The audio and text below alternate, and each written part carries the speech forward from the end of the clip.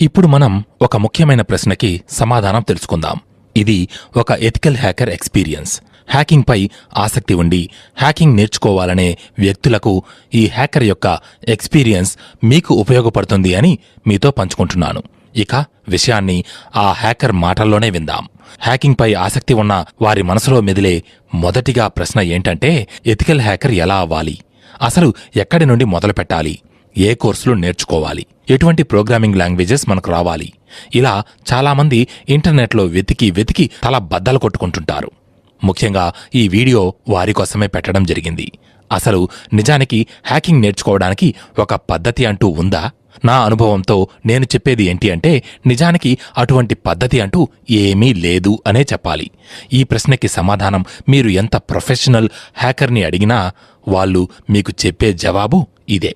ఎందుకంటే ఇదే నిజం గనుక. ఇది మీకు ఉండే కన్ఫ్యూజన్ని తీర్చి ఒక గైడెన్స్ని మాత్రమిస్తుంది. మరి హ్యాకింగ్ని ఎక్కడి నుండి మొదలుపెట్టాలి? ఇదే కదా మీ ప్రశ్న? సరే, నేను నా అనుభవాలతో హ్యాకింగ్ ఎలా నేర్చుకోవాలో చెప్తాను. ఎందుకంటే నేను హ్యాకింగ్ నేర్చుకున్న తరువాత ఇలా స్టార్ట్ చేస్తే బాగుండేది, చాలా సమయం సేవ్ అయ్యేది, నాకు ఎవరూ చెప్పలేదే అని ఆలోచించాను. ఇది మీ విషయంలో జరగకూడదు అని మీతో పంచుకుంటున్నాను. మీలో ఈ పద్ధతి ఎవరికైనా నచ్చకపోతే మీరు మీకు నచ్చిన పద్ధతిని ఫాలో అయిపోవాలి, అంతే. ఇప్పుడు నేను హ్యాకింగ్ ఎలా నేర్చుకున్నానో చెప్తాను. తరువాత మీరు ఎలా నేర్చుకోవాలి అనే విషయం చెప్తాను. నేను ముందుగా నా గురించి చెప్తాను. నేను నిజానికి ఒక మెకానికల్ ఇంజనీరింగ్ స్టూడెంట్ని. అయినా పట్టుబట్టి హ్యాకింగ్ నేర్చుకున్నాను. ఎందుకంటే హ్యాకింగ్కి మీరు చదివే ఫీల్డ్తో పనిలేదు, కానీ మీకు హ్యాకింగ్పై ఎంత ఆసక్తి ఉంది అనేదే ముఖ్యం. అసలు నా హ్యాకింగ్ జర్నీ పైథాన్ నుండి స్టార్ట్ అయ్యింది. మొదట నేను పైథాన్ నేర్చుకున్నాను. అలా నా ఇంట్రెస్ట్ పైథాన్ నుండి మెల్లగా హ్యాకింగ్ వైపు మళ్ళింది. అప్పుడు మొదటిగా నేను గూగుల్లో సెర్చ్ చేసిన ప్రశ్న ఏమిటి అంటే, from where to start ethical hacking. అలా సెర్చ్ చేసిన నాకు ఒక్క సమాధానం కూడా దొరకలేదు. దీనితో నేను చాలా నర్వస్ అయ్యాను. అయినా నా లక్ష్యం నేను మర్చిపోలేదు. అలా సెర్చ్ చేస్తూ ముందుగా కాలీ లైనక్స్ ఆపరేటింగ్ సిస్టమ్ గురించి, అలాగే వైర్లెస్ నెట్వర్క్ హ్యాకింగ్ మరియు నెట్వర్క్ ప్రోటోకాల్స్ గురించి నేర్చుకున్నాను. అంటే వైఫై, బ్లూటూత్ డివైజెస్ హ్యాకింగ్ అన్నమాట. నేను ఎన్నో బుక్స్ చదివాను. చాలా వరకు బుక్స్ నాకు కొత్త విషయాలను నేర్పించాయి. అలా ఒకసారి హ్యాకింగ్ స్టార్ట్ చేసిన నేను తరువాత ఏం నేర్చుకుందాం అనుకునే సమయంలో మళ్ళీ సెర్చ్ చేయడం మొదలుపెట్టాను. అలా పెనట్రేషన్ టెస్టింగ్ నేర్చుకున్నాను. అంటే బగ్స్ ఫైండింగ్ అన్నమాట. అయితే బగ్స్ని గుర్తించడం అంటే అది చాలా క్లిష్టమైన పని. బగ్స్ని ఫైండ్ చేయడం రావాలి అంటే ముందుగా bash scripting, SQL, Java script, HTML, C languages రావడం తప్పనిసరి అనే విషయం తెలుసుకున్నాను.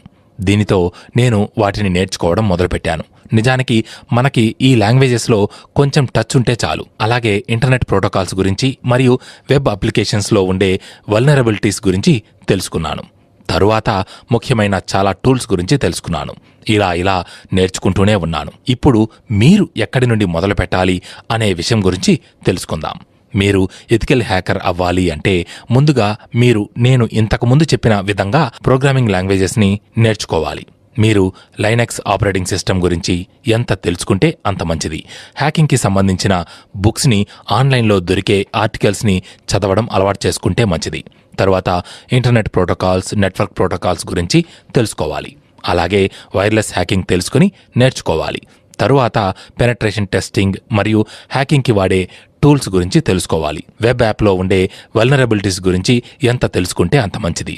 మీరు హ్యాకింగ్ చేస్తున్నప్పుడు ఈ ముఖ్యమైన స్టెప్స్ని గుర్తుంచుకోవాలి.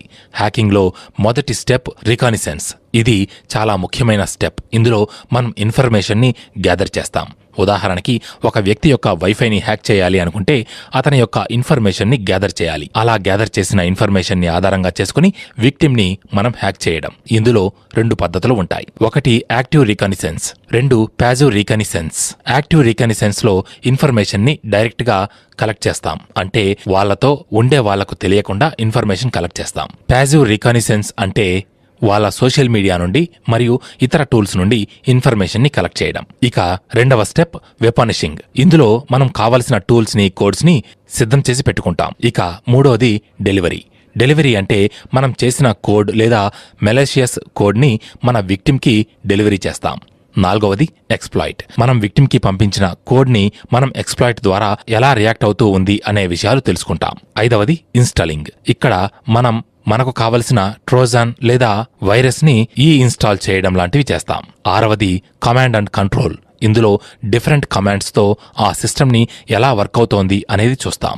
7వది యాక్షన్. ఇప్పుడు ఆ సిస్టమ్ని కంప్లీట్గా మన కంట్రోల్లోకి తీసుకుని మనకు కావలసిన వాటిని తీసుకోవడం లాంటివి చేస్తాం. ఆఖరిగా కవరింగ్ ట్రాక్స్, అంటే మనం వేసిన ఈ అన్ని స్టెప్స్ని మళ్ళీ ఎరేజ్ చేయడం అన్నమాట. ఇది చాలా ముఖ్యమైన స్టెప్, ఎందుకంటే మన ట్రాక్స్ని క్లియర్ చేయకపోతే మనం దొరికిపోయే ఛాన్స్ ఉంది కాబట్టి.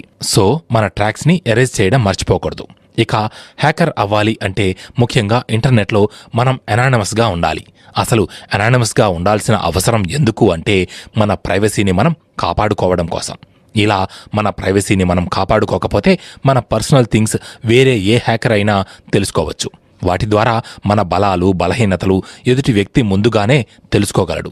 అప్పుడు మనల్ని ఓడించడం సులభం. అయితే ఇంటర్నెట్ని మనం అనానిమస్గా వాడాలి అంటే దానికి ముందు మార్గాలు ఉన్నాయి. మొదటిది టార్ అనగా ద ఆనియన్ రూటర్ అనే బ్రౌజర్ని వాడడం. 2వది విపిఎన్ అనగా వర్చువల్ ప్రైవేట్ నెట్వర్క్ వాడడం. 3వది ప్రాక్సీ చైన్స్ వాడడం. ఇలా ఈ 3 విధాలుగా మీరు ఇంటర్నెట్లో అనానిమస్గా ఉండవచ్చు.